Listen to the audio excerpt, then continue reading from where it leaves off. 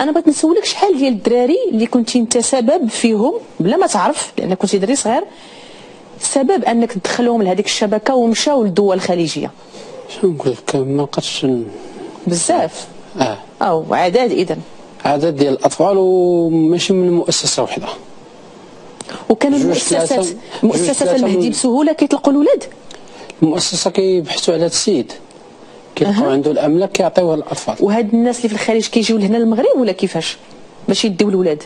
هاد الخليجيين كيجي زعما بغيت نربي هاد الولد، بغيت نربي هاد الولد، هو كيصاوب لهم الالتزام والتنازل وداك الشيء.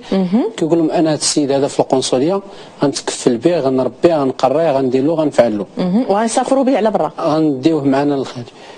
القنصليه كتيق، كيخرجوا على برا، كتيق المره الاولى الثانيه العشرة 20 كلشي كتيق هاد القنصليه. المشكل اللي كاين هو الرشوه.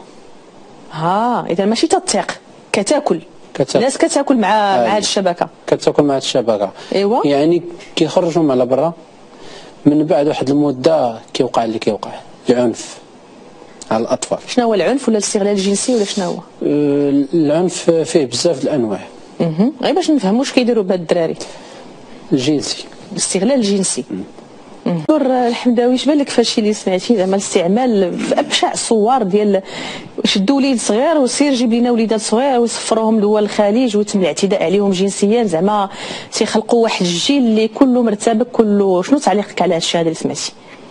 لا هذا معروف في بلادنا، معروف في مجموعه ديال البلدان. زعما جاري به العمل هادشي. لا سني با اون نوفيل ديكوفيرت. ياك